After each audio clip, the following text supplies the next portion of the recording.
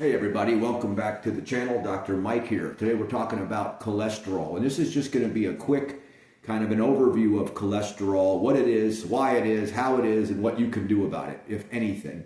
I'll do another one down the road that really kind of explains all about it and the different particles, okay? So that's not today's video. Look for that one down the road. I've got it all written up, just not ready to do it yet. Collecting more information. Okay, cholesterol, what is it? It's a ringed molecule. It's a complicated molecule, okay? It's a lipid, okay? It's everywhere in your body. Every cell, especially your brain, needs it. So this idea somehow that cholesterol is bad or good, or it's not any of that. You absolutely need it. Cholesterol is found in every cell, as I said. It makes up the cell membrane. It allows your cells to be flexible and the membranes to be flexible and porous.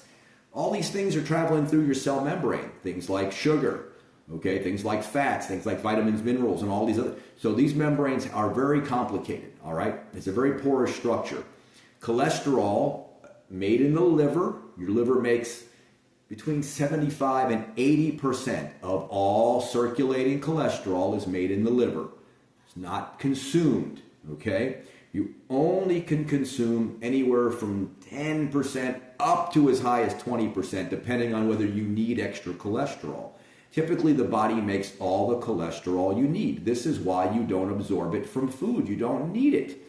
The cholesterol in food is something, it's called sterified. It's just not in a form that is readily available. The body has to do work on it in order for you to absorb it, and that's why most cholesterol just goes in your mouth and out the other end, unabsorbed. Remember that next time your medical doctor or somebody you're having a conversation with cholesterol and they're telling you to worry about the cholesterol in your diet. Don't worry about it. Unless you have some kind of a genetic disease, and you're going to know that, of course, because you're going to get your blood work and your cholesterol is going to be something really bizarre. Okay. Cholesterol is the backbone of almost all of your hormones. If you're a man, testosterone. If you're a woman, estrogen. Okay, progesterone in women and in men, cortisol, another very important. Cortisol kind of gets a bad rap, but without it, you're in real trouble. Okay, because cortisol is that stress hormone you hear about. Let's see, cholesterol makes up your bile salts. Okay, when you hear about LDL cholesterol, the high density lipoprotein being the quote unquote good cholesterol, what they mean, that's the one that carries the cholesterol from the body, wherever it might be, into the liver for processing. And what is it turned into? It's turned into bile salts for your gallbladder. That's where almost all of that goes. Okay, so the body is a very, very intelligent, complicated mechanism. This idea somehow that cholesterol is this boogeyman, is this demon that you have to be worried about with every bite you take of red meat or any egg you eat. It's just nonsense. I can't imagine, I just can't imagine how it got this out of whack. This war, more or less. And they love to use that, war on drugs, war on cancer. That's the new thing since the 70s, ever since Nixon started it. But there's like a war on cholesterol. This is totally unnecessary. Okay, you are making 80% of the cholesterol in your body. Now the question is that a problem? What is the problem with cholesterol? Why do we talk so much about it? Why are there thousands of videos shot? How come people are so confused, especially medical doctors? I promise you, if you walk into your doctor's office tomorrow, your medical doctor's office, and you get blood work done, and it's your first time there, and it's not like an old friend that you've been seeing since you were 10, and back comes your blood work, and your cholesterol is 230 or 250 or 300, the next words out of that doctor's mouth is going to be statin. I think there are 9 different statins on the market. That's what you're going to hear. Why? What? My God, what is it? What happened? Well, why do I have to be so concerned? As if tomorrow you're going to die of a heart attack if your cholesterol is above what they consider normal. There's basically 4 kinds of cholesterol circulating around in your body. Very low density lipoprotein, low density lipoprotein, intermediate density lipoprotein, and high density lipoprotein. The ones you have to worry about if they become high are the very low density lipoprotein and the low density lipoprotein, okay? And those are combined in the apolipoprotein B. That's kind of the one you have to keep your eye on. Why? Because that's the one that is more easily oxidized. And I want you to remember that word. Oxidation of cholesterol, damaging of it. Normal cholesterol floating around fine. What happens is you get a free radical attack. What's a free radical? It's an oxygen without an electron in its outer shell. It's very reactive. It bumps in. It damages the cell walls. And there's a whole cascade effect that we're not getting into. But when this becomes oxidized, it becomes sticky. Okay? Sticky. And that's how it ends up. Normally it combines with like a salt, like a calcium or a heavy metal. It becomes this plaque, atherosclerosis plaque that forms on your artery. You can see it on an x-ray, and that's why they do these scans of your carotids to tell you, whether or not you have a risk for this. You have some very high-tech scans. And if you're concerned about that, get one of these scans. They're relatively inexpensive. So that's the thing. Cholesterol becomes oxidized or damaged. Now it becomes dangerous. You could have a cholesterol, let's be clear, you could have a cholesterol of 150 and be at a high risk for a heart attack because of oxidation of the cholesterol.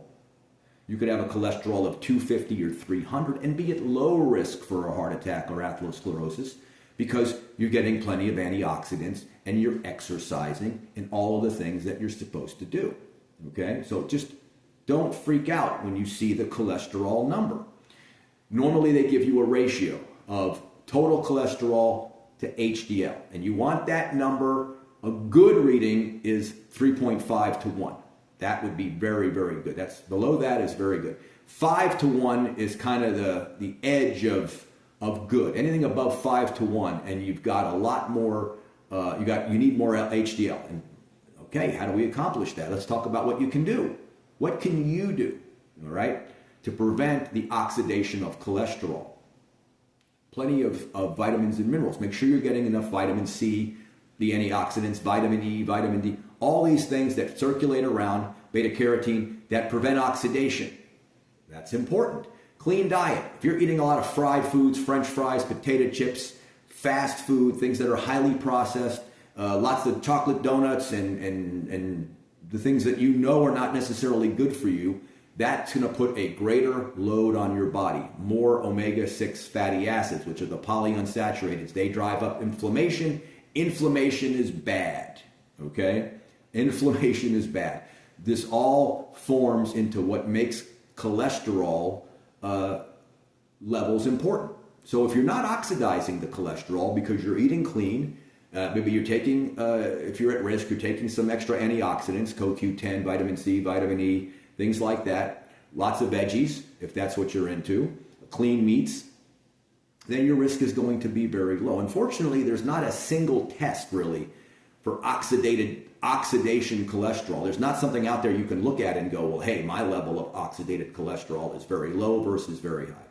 Maybe they'll have one day soon, hopefully, and then you'll have kind of a better idea. Normally, they have to look at the arteries to see what's going on there. So what can you do to bring down, if this is your concern, how do I bring my cholesterol down naturally? What can I do other than statin drugs or any of the other drugs they're trying to push on you, which don't even work that well? And they don't even work the way they say. Statin drugs do not really work by lowering your cholesterol. Statin drugs have an anti-inflammatory effect.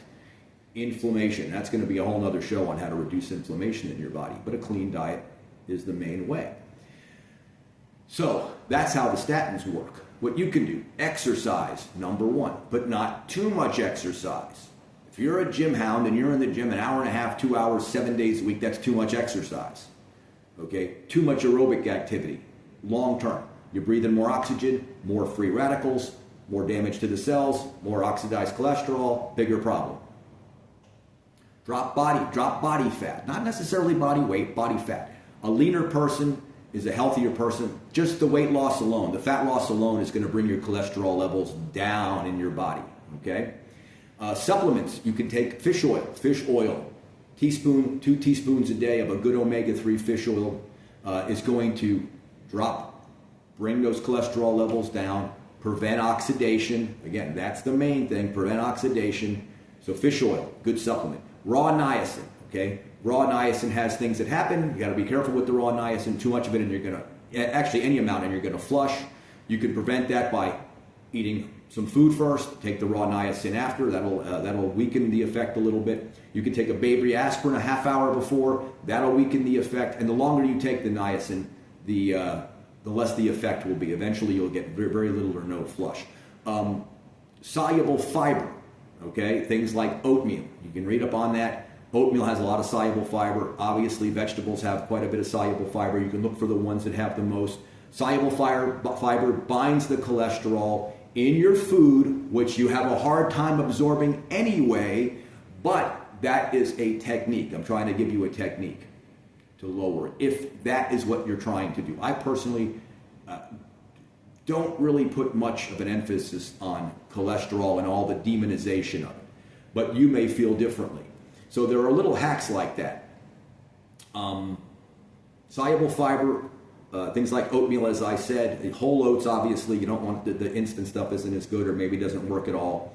The raw niacin, the fish oil, exercise, of course, just, go out and walk 30 minutes a day, something, get something, try and bring the weight down, strengthen up the heart, all that's going to matter.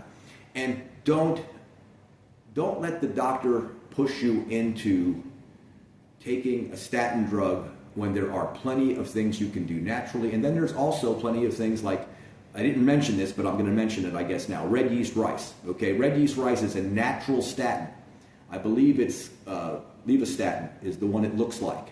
So red yeast rice can be used to sort of naturally, I'm using that in quotes, okay, because it has a drug-like effect, so it's not really natural. But red yeast rice will bring down, and I'll do a whole other show on red yeast rice, but that can be effective too. Make sure you buy a quality brand. You got to be careful because you're going to have some of the same side effects that you have with statin drugs with red yeast rice, muscle cramping being one of them. So you got to be careful with that. Make sure you're getting your minerals and your CoQ10. But those are some of the things, guys. Again, I'll do a whole other show on all of the complexities of cholesterol and all the different forms and what they do and how they get. But I just want you to understand that just because your cholesterol is higher than 200 doesn't mean you're in imminent danger of death. That's simply not true. We'll do a whole another show on heart disease and atherosclerosis and how all that occurs and what you can do and all those things. But this is on cholesterol. So don't be pushed around. Don't let it be demonized. Okay? Don't let doctors push you, maybe put you on a drug you don't need. Look at the natural ways of getting this under control. It's really just kind of common sense. It's all the things you learned kind of growing up and all the things you hear now. Unfortunately, a lot of people, they don't watch these videos, they don't read, so they go in and they still think the doctor is some godlike, any doctor is some godlike being who doesn't make mistakes or doesn't have ulterior motives or isn't trying to make a buck. And so just be careful with that, okay? I don't mean to preach, but I have met so many people that have literally been scared witless over their cholesterol levels when there's just no reason for that. You've got time. So thanks for watching. Like, subscribe, leave a comment. If you have a question below, I'll try and answer it as best I can. That's it. I'll see you guys on the next one.